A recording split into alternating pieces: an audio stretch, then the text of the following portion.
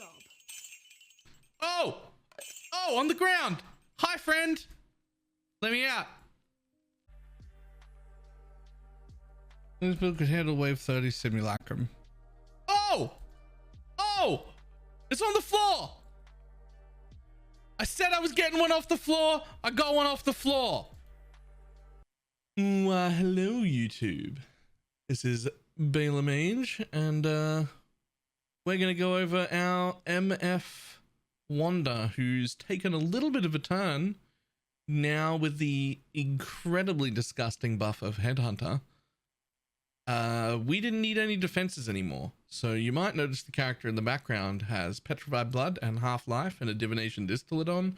We also don't have any other defenses. We don't have Determination, we don't have any Castman Damage Takens, we don't have Defiance Banner, we don't have anything. This character now lives off of wearing a Headhunter. Now, there is a version of this character, if this is the first video you're seeing, there is a version of this character that was pre-Headhunter, that was not very different, and is much more tanky, and is still able to do this content. The difference is that version was only able to solo 60% Delirious maps, whereas this version, once we have the Headhunter, is very comfortably able to solo 100% Delirious double beyond tier 16s. No problem at all in full MF gear. The main issue is that my computer cannot handle 100% Delirious. It does not work. I can only do 60 because my computer will not do it. But we did do one or two. The lag was not great.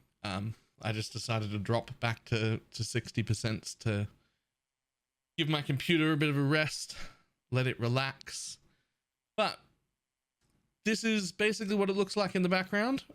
We will jump into Path of Buildings in a minute, but it is worth knowing that even the best version of this build's Path of Building DPS is under a mil, which seems incredibly low, but it is really not that low. The important part is the way Kinetic Blast works is that each projectile hits a target that does damage, and then 4 little explosions appear around it that each do their own damage, and then it forks rather into more targets that the projectiles hit that deal that damage, and then the overlapping explosions that hit everything in an area again, and then they fork a second time, and etc. And so the damage is actually very high, but the Path of Building damage is very low. So if you do not have a Headhunter, I'm going to suggest watching the first version of this video, which is before we got a Headhunter buff.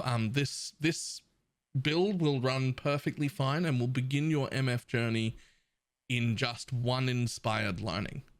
A single inspired learning is enough to get it started. However, this is the much more high budget, I already own a Headhunter version. So we're going to go through it real quick. Let's jump in to a screen. Right, here we go. So we have 2 Path of Buildings up right now, and I've collected these 2 specifically because of the questions we've been getting asked in stream. One of them is for an elemental wand. This is where you should start. That is this Path of Building. You end up with a 930k tooltip. It looks a bit like this. What I want to go over is I have already gone over crafting in the last video, but this is the same starter shield and weapon that I crafted. If you need to know how to craft these things, check out the first version of the video. But we made some changes. I put in one of these Lethal Prides purely because I needed strength and I was too lazy to fix it some other way. I did end up getting Intimidate on Clever Thief, which is why I took it. Otherwise, it was literally just for strength. If you fix strength another way, you wouldn't need this. It didn't do anything. It was just a strength fix. We did have a 1 stat, technically a 2 stat Watcher's Eye, because the lightning damage leached his energy shield. While Wrath, well, I do technically have Wrath on this character. Very much not important. Life gain on hit, that's it. Everything in here is pretty standard. The things that have happened, the things that have changed, and this is the same on both, is I am now running a divination distillate. I wanted a bit of extra quant and rarity.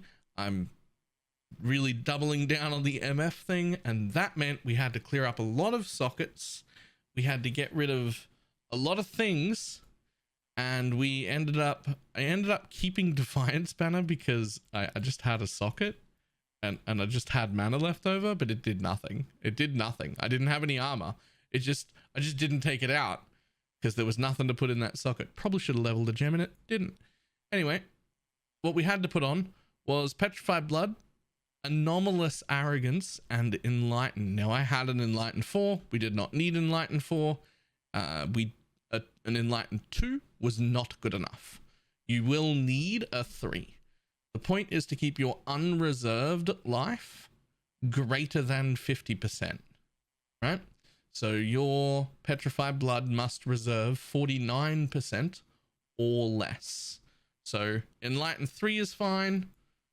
Enlighten 2 is not. I have an Enlighten 4 because I already had one. So that's what's in. And that's basically the whole thing. We dropped our cast on Death Portal because we don't die because Headhunter. And we dropped our cast when damage taken, and we dropped Determination and just put Anger in instead for even more damage.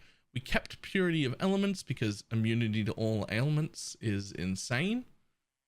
And let me show you what that looks like in game. This Divination Distillate, the trick here is that the only way I can recover life above 50% is via a flask. However, you want no quality. Mine has 5 quality. That's a mistake. You want no quality. But it recovers so little life that as long as you are attacking, you can just keep, as long as you're attacking, if you stop attacking, it'll stop. But as long as you're attacking, you can keep this Divination Distillate up the whole map, which is great. I just spam it constantly. It's probably only got maybe an 80% uptime, but it's been pretty good. Pretty much just free quant. We gave up all of our defenses for this. I can't stress that enough. I gave up all of my build's defenses to put in a Divination Distillate, which gives me 12% quant and 29 rarity. This is not going to be for everyone. You do not have to make this change. If you don't do this, you get all of your sockets back, which means you can put Determination back in instead of Anger. You can put a cast when damage taken Molten Shell back in, and you can put a cast on Death Portal back in. It is a better all-round character. You can also wear an Armor Flask. It is just a better all-round character if you do not make this change that I made. But you will get less quant. And it's a quant farmer. That's its only job. So you may notice I'm wearing a physical weapon. My suffixes are not quite finished, but let's go into our second path of building here. This is for when you change into a physical wand. Now, I'm suggesting people start with an elemental one because it's much cheaper, much easier to put together. This is the physical wand. The entire build changes. Most importantly, our cluster jewels change. Instead, we've got Explosive Force for 10% wand physical as extra chaos and 10% chance to explode, and Storm's Hand for 25% wand physical damage converted to lightning plus 10% as extra. So we also changed our tree slightly. You can see we came down here, we got a little bit of extra as cold and the 40% converted to cold here, and then we have the same cluster jewel up here with the explode and the 25%. But Bela, that only leaves you at 90% converted. Yes, it does. That puts me at Divergent Trinity for 10% of physical damage converted to a random element.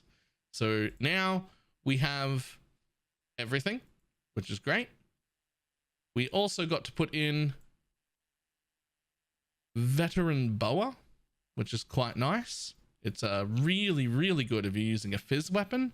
That is 15% physical as extra damage of a random element, and 10% pen, and essentially double flask charges, which is very cool. However, you will note that my DPS is lower than on the elemental version. This is the elemental tree. We ended up at 930k. The physical one ends up just under 800. So why did we do it? Frankly, it's the headhunter buffs. There are so very many increased physical as extra, convert 25% and gain 25% as extra. There's ones of all the elements. There's a random one. I think there's one for chaos as well. Just the amount of headhunter buffs that exist now that purely scale Fizz is absolutely crazy. That being said, very comfortable doing 60% on the elemental wand. You do not need to go Fizz, but if you do go Fizz, it is very, very good. It's definitely something we could do later. The other thing I did is I've been spending a lot of money putting these enchants on my weapons. So what I did is in Path of Building, I made a fake enchant on my own weapon. This is just literally just simulates getting the correct enchant on my weapon. And if we do that, we go from 790 to 860. So that is quite a good damage increase. I would very much like to get that done. So this is what I've been doing. This is the only build I want to play. It's so fantastic. I'm actually incredibly happy about it. We've dropped, you may have seen at the beginning, we dropped a headhunter, we dropped a mage blood on the floor.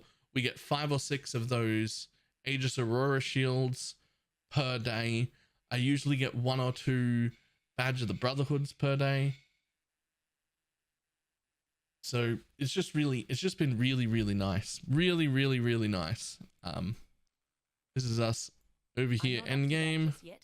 We're still got a mage blood, 140x, and 7,000 chaos. So that's quite nice. We will have a video coming out tomorrow with the farming strat and variations of it. Exactly what I've been doing and what I suggest you do. That'll come out tomorrow. The next thing I have to worry about is that I now have a mage blood, and so now I want to make a bossing build, and I have no idea what I want to boss as. I don't have any plans for my bossing build. I am taking suggestions for a bossing build if anyone has them. That is all we've got. I will see everybody next time.